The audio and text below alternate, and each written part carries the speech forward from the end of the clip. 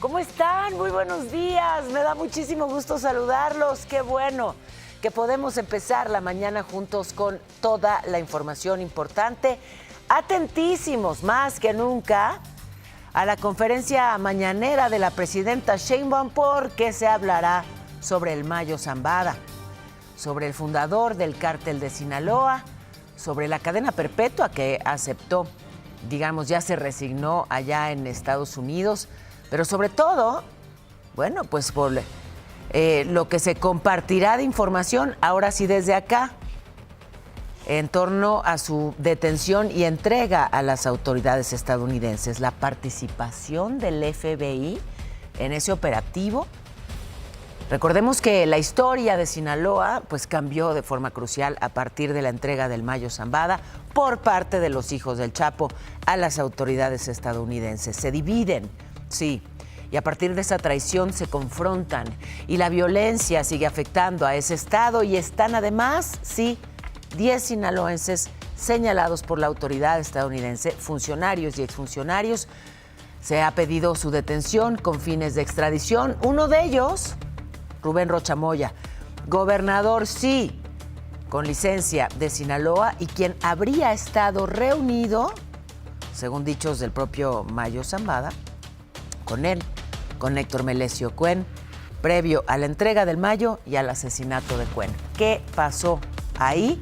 Bueno, pues veremos qué se menciona hoy en la conferencia mañanera, pero antes de irnos al fútbol, hacemos escala en el Mayo Zambada. Y lo que hoy sabemos, pero lo que falta sobre todo por saber, de el fundador del cártel de Sinaloa y sus vínculos con integrantes de la clase política. Empezar diciendo que el Mayo Zambada ya aceptó la cadena perpetua en su contra en Estados Unidos, solicitó cumplirla en una prisión médica porque tiene problemas de salud. Mandaron esto a la Corte de Distrito Oeste en Nueva York. Sus afecciones requieren de supervisión constante. Lo que busca es evitar el ingreso a la cárcel de máxima seguridad de Florence. Sí, esa que está en Colorado. Sí, esa donde está Joaquín El Chapo Guzmán, con quien fundó el cártel de Sinaloa, su compadre, su aliado, su socio, hoy pues su enemigo. En el documento, el Mayo dijo estar consciente de que los delitos por los que admitió su responsabilidad ameritan cadena perpetua, pero bueno, pues insisten en esto, ¿no? En el tema médico, pide ser valorado antes de la sentencia. Su captura, recordemos, esto es importante. Regresemos todos a ese momento de su captura y de su entrega, de esta traición. 25 de julio del 2024. Un aeropuerto privado de Nuevo México en los Estados Unidos, aunque no lo sabíamos en su momento. No sabíamos ni dónde, ni cómo. Hoy sabemos que fue en ese aeropuerto de Nuevo México, llevado contra su voluntad mediante un engaño de Joaquín Guzmán López, hijo del Chapo Guzmán, quien lo habría citado a un encuentro pues para resolver un conflicto político en Sinaloa. Digamos que para limar asperezas entre el hoy gobernador con licencia, Rubén Rocha, y el ex rector de la Universidad Autónoma del Estado, Héctor Melesio Cuen. Sí, una reunión clave, porque ese mismo día en que el Mayo fue detenido, Melesio Cuen fue asesinado. En un inicio, la Fiscalía de Sinaloa nos mostró esta imagen. La autoridad sinaloense, la Fiscalía, dijo que Cuen había muerto en este intento de asalto en esa gasolinera, en la comunidad de La Presita, en Culiacán, que lo habían baleado esos dos hombres de una motocicleta. Intento de asalto rarísimo porque es un ataque directo, evidentemente, pero además todo era un montaje, era falso, era un invento de la Fiscalía sinaloense. Y entonces, mientras el Mayo, desde Estados Unidos, daba una versión, la Fiscalía de Sinaloa daba otra. ¿Y quién mentía? La Fiscalía de Sinaloa. Así que la Fiscalía General atrajo la investigación, corrigió la narrativa, informó que había encontrado restos sanguíneos en la finca Huertos del Pedregal. ¿Restos de quién? De Héctor Melesio Cuen. ¿En qué finca? En la finca a la que se había referido el Mayo Zambada y que todo lo de la gasolinera fue un montaje. En estos momentos están hablando, me lo reportan la secretaria de Gobernación, Rosa Isela Rodríguez, en torno a este caso. Bien, vamos entonces a enlazarnos directamente a la conferencia mañanera. Es la secretaria de Gobernación. E Ismael N. a Santa Teresa, Estados Unidos, donde son detenidos por autoridades de Estados Unidos. Cabe resaltar que al despegar la aeronave no llevaba prendido su localizador, que es encendido 5 minutos antes de aterrizar en el aeropuerto. 4. 31 de julio de 2024. El Gobierno de México solicita información a la Embajada de Estados Unidos sobre la participación de agencias estadounidenses en esa detención. 5. 9 de agosto de 2024, el embajador de Estados Unidos en México, Ken Salazar, informa públicamente que ninguna agencia estadounidense participó en el operativo. 6. El 9 de mayo de 2025, son recibidos por el Gobierno de Estados Unidos 17 familiares de Ovidio N. 7. 2 de julio de 2026, un reportaje en el medio Pie de Nota informa que la avioneta que se utilizó es parte de una exposición de aviones de guerra en la que el FBI lo presenta como parte de un operativo de esa agencia. ¿Por qué es relevante? ¿Por qué esto es relevante? Las versiones son contradictorias. Alguien mintió. 2. De confirmarse la participación del FBI sin informar al Gobierno de México, representa una violación a la Carta de las Naciones Unidas, a la Carta de los Estados Americanos, a la Constitución Política de los Estados Unidos Mexicanos y a la Ley de Seguridad Nacional. Lo más relevante, y en su caso, ¿quién hace y quién ha hecho acuerdos con la delincuencia organizada? Debe quedar claro que el Gobierno de México no hace pactos criminales con nadie. Tan es así que el secretario de Seguridad, Omar García Harfuch, va a explicar todas las acciones que se han hecho en el estado de Sinaloa. Roberto, ¿quieres antes? Bueno, pues vamos a escuchar ahora en unos instantes, sí, al secretario de Seguridad, Omar García Harfuch. Es muy pertinente que el Gobierno de México haga pues estas aclaraciones, porque nos hemos ido enterando de lo que ocurrió realmente en julio de 2024, pues a partir de versiones periodísticas que llegan de los Estados Unidos o a partir de las propias cartas misivas, sí, de El Mayo Zambada. ¿Qué dice pues el secretario de Seguridad? Bueno, vamos a escucharlo en unos instantes, y es que apenas el viernes le presenté imágenes de esta avioneta que trasladó desde México hacia Estados Unidos a Zambada y a Joaquín Guzmán López. Es relevante porque en un principio no sabíamos ni cómo se lo habían llevado, y ahora se sabe, y esto es crucial, que el FBI donó esa aeronave Beechcraft al museo de Air War Eagles, allá en Santa Teresa, Nuevo México.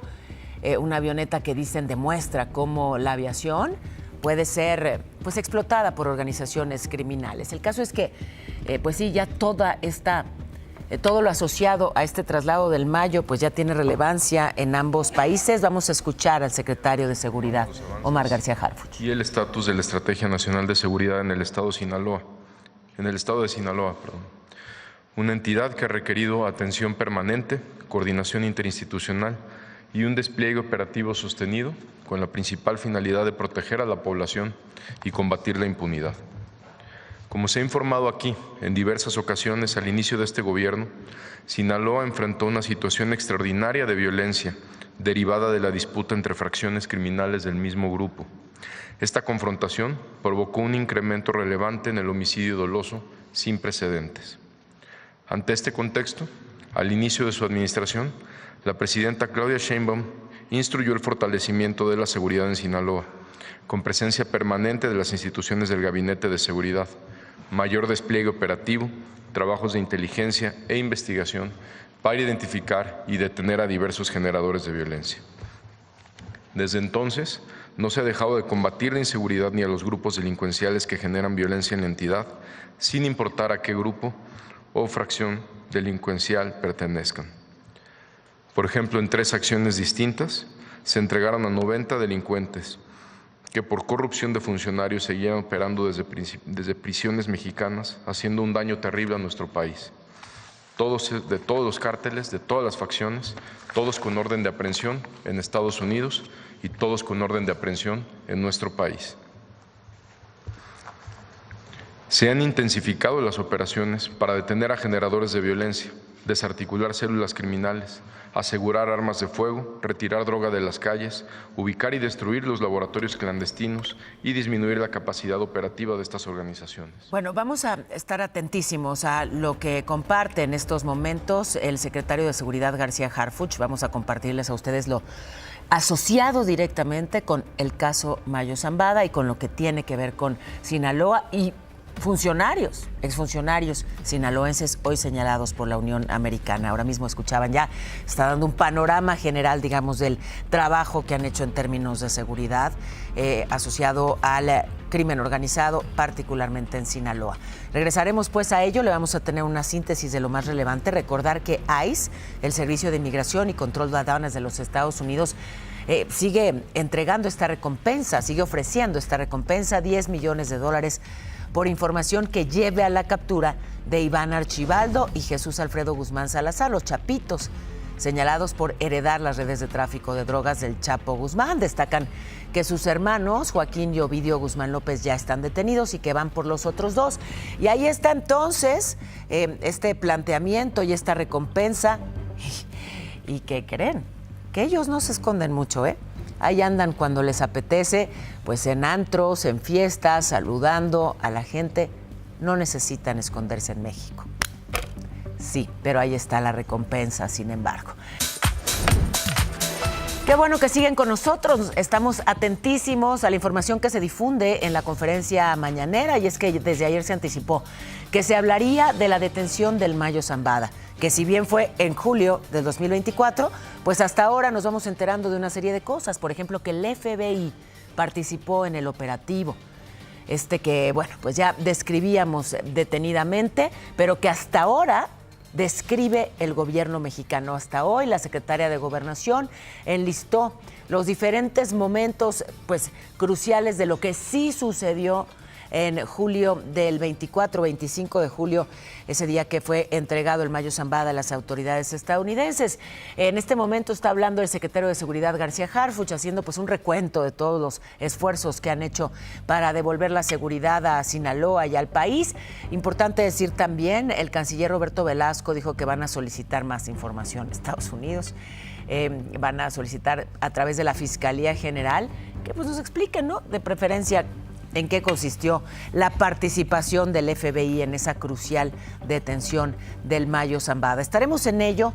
Antes déjenme hacer escala en esto muy lamentable que tiene que ver con las fiestas mundialistas y la violencia, el saldo fatal, la otra cara, la muy lamentable, sí, de la Copa del Mundo. En la Ciudad de México son ya 5 los muertos en el marco de estas festividades. Estaban los 4 del día del partido México-Ecuador, 3 personas asfixiadas ahí en Paseo de la Reforma, una con crisis convulsiva. Bueno, ahora un hombre murió por un infarto luego de estar en el Fan Fest del Zócalo.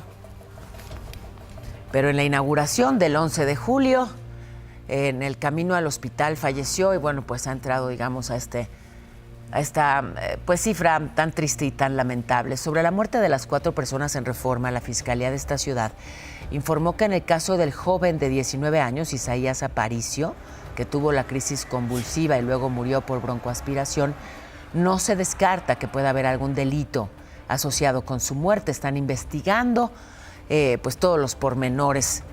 En un video difundido en redes se ve cuando él está inconsciente en el suelo, ahí está Isaías, y que tratan pues quienes están ahí como de reacomodarlo, pareciera eso, mientras esperan ayuda. Y ya luego están los paramédicos atendiéndolo.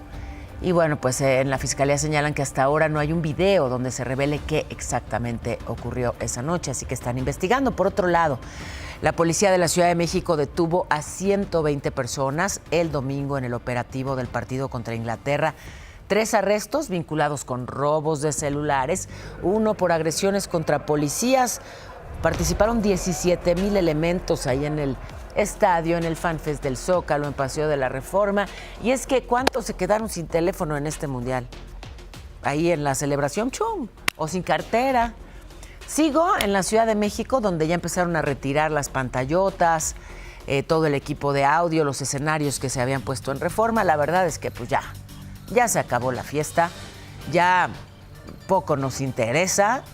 Reforma está abierta en su totalidad.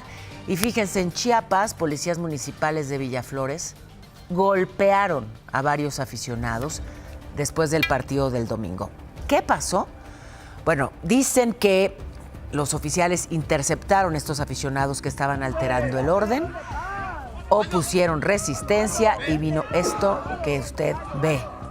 Así, ante la mirada de decenas de personas que pedían a los policías que ya pararan la golpiza, el fiscal del Estado, Jorge Llaven, pidió una investigación para, pues, castigar a los responsables. Así los policías, así la golpiza. Usted dirá si era necesario, entre todos golpeando a esta persona. Otra agresión cometida por policías contra aficionados en el centro histórico de Querétaro. Por lo menos 2 elementos golpearon a un ciudadano luego del partido del domingo. La seguridad del municipio informó que un policía fue suspendido mientras se lleva a cabo la investigación interna. También plantean que pues, el joven no estaba atendiendo las indicaciones de la autoridad. Golpes también en Uruapan, Michoacán. Le muestro a estos 2 hombres que pues se pelearon después del partido. Y había policías municipales y personas que les decían ya paren. Hasta el momento se desconoce qué fue lo que ocasionó esta pelea. Mire, por ahí unos grabando. Y bueno, pues los elementos policíacos, insisto, no frenaron tomar cartas en el asunto. Los golpes. Mientras tanto, en un partido, pero de softball, en Comalcalco, Tabasco, un hombre fue asesinado, ahí, frente a todos. La víctima estaba pues en las gradas viendo el encuentro, llegó un tipo, ataque directo, escapó. Las autoridades ya están investigando. Los testigos lo identifican como policía municipal en activo. Bueno, y como parte de la información que se está dando esta mañana por la participación del FBI en la captura del Mayo Zambada, esa captura, entrega, traición que dividió al cártel de Sinaloa, que mantiene ese estado sumido en la violencia. Aquí lo dicho por el canciller mexicano Roberto Velasco. Hemos pedido a la Fiscalía General de la República que solicite formalmente al Buró Federal de Investigaciones, o FBI, como es conocido por sus siglas en inglés, mayor información sobre esta participación que se dio a conocer en los medios de comunicación. Vámonos a la información en breve. Nos arrancamos rápidamente, Pau. En la alcaldía Milpalta, aquí en la Ciudad de México, fueron encontrados los cuerpos de 2 hombres y una mujer. Todo esto a la orilla de la carretera. La Fiscalía Capitalina ya investiga este multihomicidio. Pero no fueron los únicos. 2 cuerpos más aparecieron en una escuela en Chalco, Estado de México, con huellas de violencia. Por su parte, la Fiscalía General aseguró más de 100,000 litros de huachicol tras catear un predio. Todo esto en General Escobedo, Nuevo León. También decomisaron un par de tanques y tractocamiones. 2 mujeres fueron detenidas en Sonora por transportar más de $385,000 en un autobús de pasajeros. Ya investigan por lavado de dinero. Y en más información nacional, 3 muertos y más de 17 heridos dejó un fuerte choque entre un autobús de personal y un auto en la carretera transpeninsular. Todo esto en Los Cabos, Baja California Sur. La reforma del 24 para crear fiscalías de género impulsada por el Partido Verde cobró relevancia luego de la denuncia ciudadana de Daniela por agresión sexual contra el regidor de Tijuana, Miguel Loza. Por su parte, la presidenta Sheinbaum se reunió con el fundador de Nubank, David Vélez Osorno, en el Palacio Nacional de la Ciudad de México. En el encuentro confirmaron una inversión de $4,200 millones en el país. El peso frente al dólar se ubica en 17,43. La bolsa cerró ayer con una ganancia de 0.61% y acabaron ya, pues digamos, las actividades prioritarias de la justa mundialista. Ya como que nos da igual. ¿Cuánto se ganó? Bueno, se habla de una derrama económica superior a los 22,000 millones de pesos, 80,000 empleos temporales, eso en la Ciudad de México. Falta ver desde luego pues la derrama que representó a nivel nacional. A esta ciudad la visitaron, se estima, más de 3 millones de personas. Banco Multiva presentó. Este encuentro de fútbol nos dejó muchas cosas inspiradoras. De entrada, la más importante, y esa hay que quedárnosla aquí, los partidazos que nos entregó la selección nacional, lo que nos demostraron que pueden hacer cuando juegan en conjunto, cuando apuestan a lo colectivo, cuando hacen equipo. Es una invitación a hacer equipo todos los mexicanos y a jugar unidos y a vivir unidos y a deplorar a los líderes que pretenden dividirnos. Otro momento inspirador, otra selección que nos voló, Cabo Verde. Sí, esta selección que pues de forma totalmente inesperada fue avanzando y puso en jaque a los más grandotes y por eso fue recibida con, bueno, ¿qué les digo? Mucha alegría. Vámonos a la escuelita. Cabo Verde es un país conformado por 10 islas en el Atlántico, ahí, enfrentito de África. Alrededor de 500,000 habitantes hay en todo Cabo Verde. O sea, en Iztapalapa hay 4 veces más población que en Cabo Verde. Bienvenidos, Pablito. Hola. Bienvenido, Toñito. Hola, hola. Aquí vemos la hermosísima celebración y los veremos en el mapa justamente para que ubiquen dónde es que se encuentra este archipiélago. Insisto, son 10 islas en las que se habla portugués. ¿Por qué? Bueno, ay. Bueno, este es un cachito nomás de África, pero bueno, pues justamente aquí están estas islitas que conforman a Cabo Verde y se habla portugués porque fue una colonia portuguesa, casi 500 años hubo pues no lo llamaría intercambio, sino este sometimiento, esta colonización de Portugal. En Cabo Verde muchas personas fueron traficadas como esclavos, algo muy doloroso. Fue hasta 1975 que obtuvo su independencia, así que se habla un portugués, digamos, adaptado, es como un criol caboverdiano, o sea, portugués con algunas influencias africanas. De ahí era Cesárea Évora, esta maravilla, la diva de los pies descalzos, una mujer que con su música pues puso a Cabo Verde en el mapa del mundo. Y qué golazo. Y nos enamoramos todos de lo que hicieron en la cancha. Qué golazo. Qué golazo, Están en nuestro corazón. Están. Cuánto espíritu de los caboverdianos. ¿Es tu cumpleaños, Pablito? Sí. Venga para acá, chamaco, con esa cara de mustio. Pablito, que clava un clavito. Este chamaco es quien hace los lives todas las mañanas. ¿Y cuántos cumples, corazón? 25. Te gano. Felicidades, papito lindo. Todo lo bueno para ti. Muchas gracias. Mucha suerte. Sí, le gano, en serio. En serio. ¿Más abrazos? Sí, más. Ay, Pablito, pues si ya te di uno, chamaco, ya estate. Bueno, te damos todos los abrazos que quieras porque es tu onomástico. Ayer despidieron a Roxana Guzmán, la periodista secuestrada primero, asesinada después. Estos tipos que se metieron a su casa desde el 2 de junio en Anchital, Veracruz.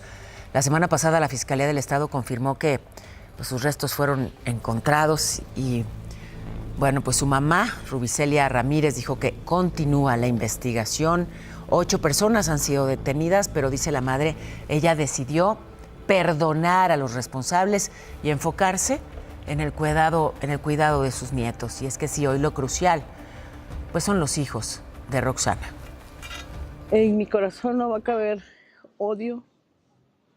Tengo 2 personitas por quien más preocuparme que de ellos. Así que Dios les dé el perdón divino. Quedan perdonados de mi parte.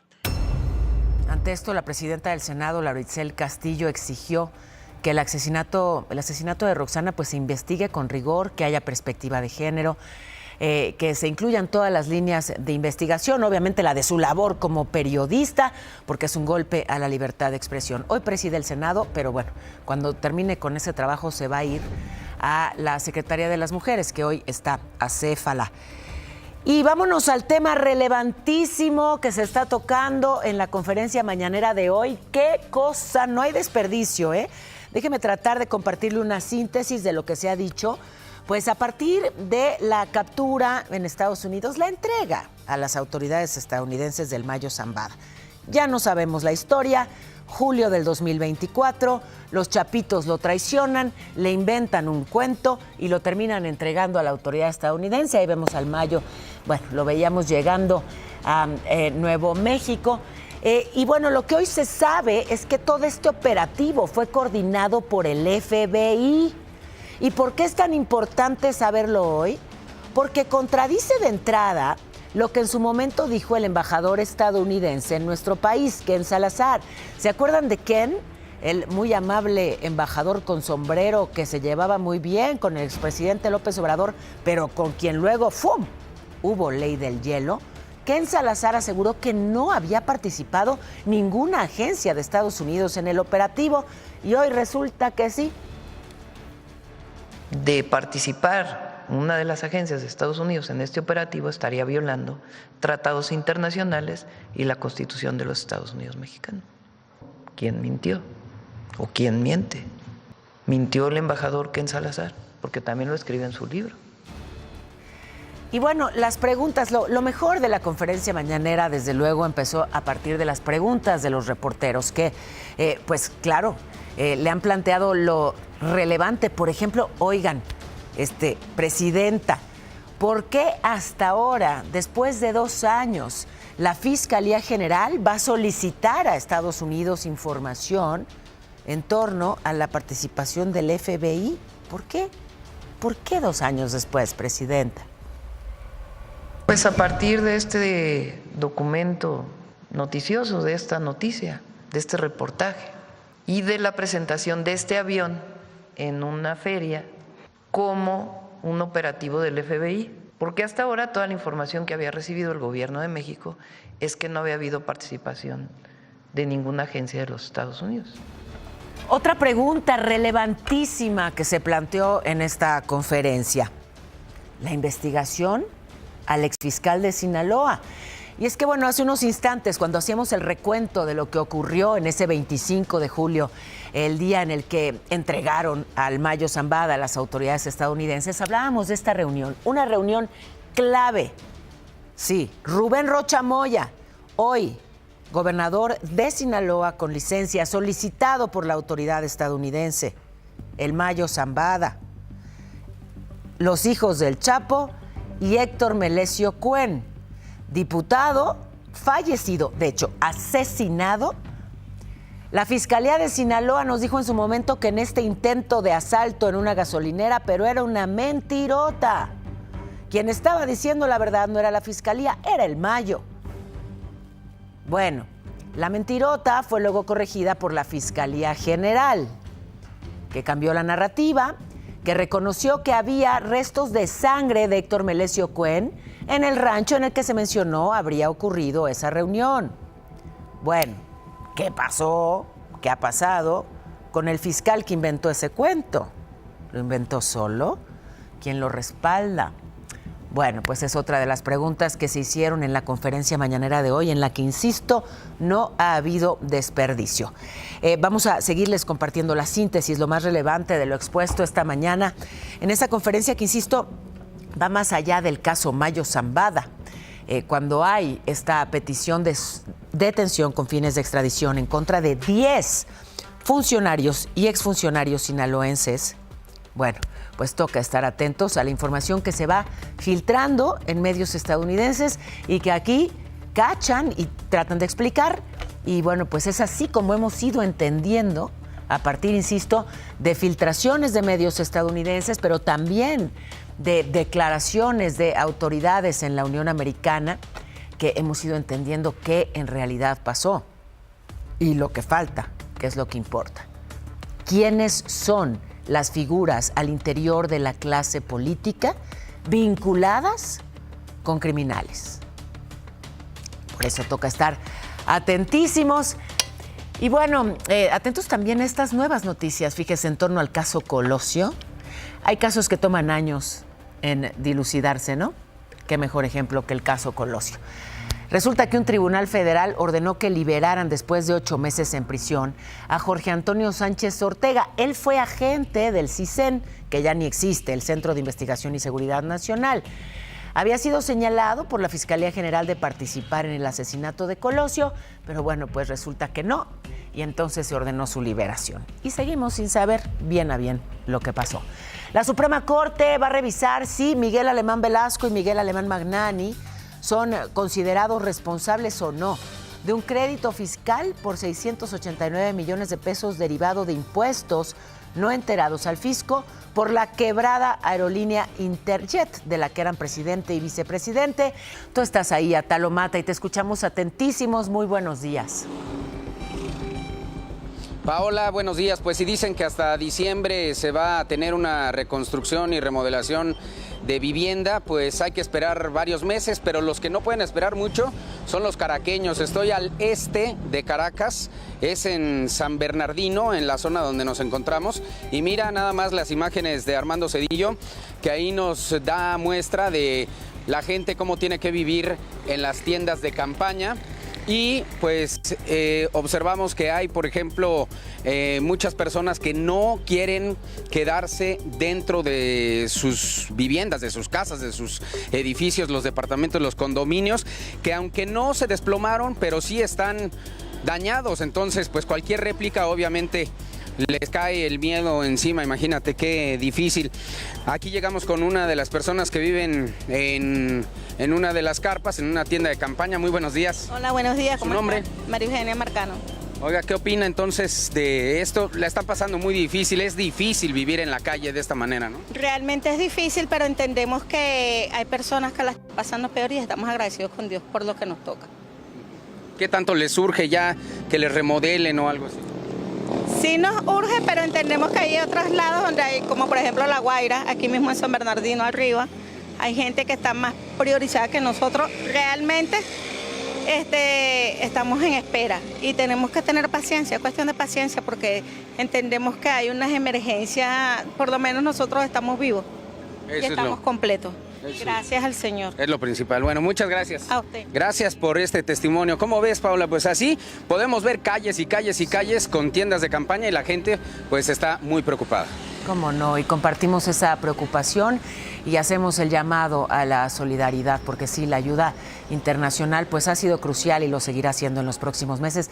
Atalo, te mando un abracito. Ay, te mando muchos, gracias. Muchas gracias, Paola. Sí, las réplicas son lo que más les preocupa aquí a los caraqueños. Esperemos que ya todo se calme, ¿no? ¿Has sentido muchas de las réplicas? Qué tremendo, qué susto.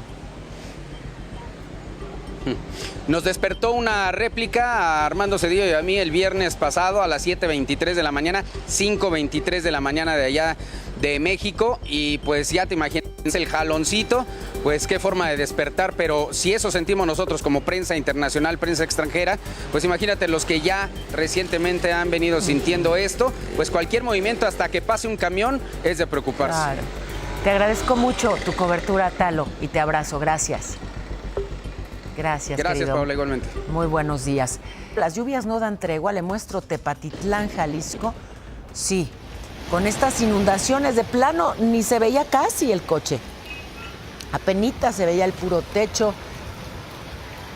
Se anegaron por lo menos 19 casas. La calle terminó pues llena de lodo. Así se metía el agua a las casas y luego pues el agua convertida en lodo y todo echado a perder. Una muy fuerte corriente en la vialidad Félix Ramos. Una cámara de seguridad grabó, de hecho, cómo esta mujer, fíjense, tenía que cruzar. Pues sí, uno tiene que llegar, lo está esperando la familia, lo están esperando los hijos, y así el agua ya se la estaba llevando. La fascia del coche, que fue arrancada también por la fuerza del agua. En la calle Galeana, también una mujer, fíjese hasta dónde le llegaba el agua. Arriba de la cintura, afortunadamente fue rescatada, pero así la vieron avanzar. El agua entró al Hospital Regional de Tepatitlán, así que a trapear. pues con lo que había. En Michoacán también, lluvias, deslaves. Mire cómo quedó la autopista siglo XXI en el tramo Arteaga-Lázaro. Se cerraron las casetas, hay que hacer pues las reparaciones. La calle terminó llena de lodo. Se veían pues las paredes, el nivel que alcanzó el agua. Así que, bueno, pues sí, muchos los efectos, y justamente para mitigar las inundaciones en Iztapalapa, le informo que se van a requerir obras complementarias para conectar los nuevos colectores. Efraín Morales, titular de la Conagua, habló de una inversión de más de 11,000 millones de pesos en obras para el tema hidráulico en Iztapalapa, donde nunca han terminado de arreglarlo. Cuéntanos cómo se va a comportar el cielo, mi cielo. Mi cielo, les platico rápidamente para que tomen sus previsiones, porque se esperan, sí, lluvias en Veracruz, en Jalisco y para Tabasco. Cuídense mucho, por favor. Mientras tanto, pues sí va a seguir el calor en Baja California, en Sonora, Nuevo León, con temperaturas de hasta 46 grados. Imagínense la locura, a hidratarse bien. Para la Ciudad de México, para los chilangos y las chilangas, hay una 30% de probabilidad de lluvia, así que por favor no guarden el paraguas. Aquí le informábamos que integrantes de la llamada Asamblea Antimundialista interceptaron al diputado federal por Morena, Cuauhtémoc Blanco. Él iba en camino al Estadio Ciudad de México, al partido México-Inglaterra, y le gritaron: Samir vive, asesino. ¿Por qué? ¿Quién es Samir? Samir Flores, un activista de Morelos, asesinado en 2019. Pintaron su camioneta, por ahí un símbolo de anarquía y FIFA, y bueno, esto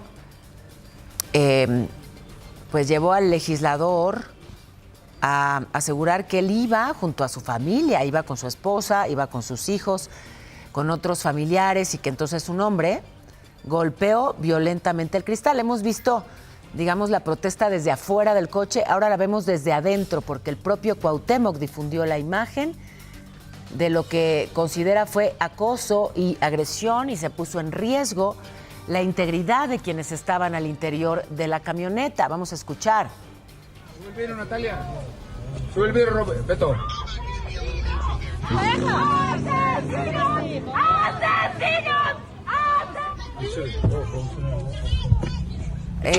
Enfatizó que en ningún momento agredió a ninguna persona y que la única prioridad era pues proteger a su familia, que esa manifestación se convirtió en un acto de hostigamiento y violencia.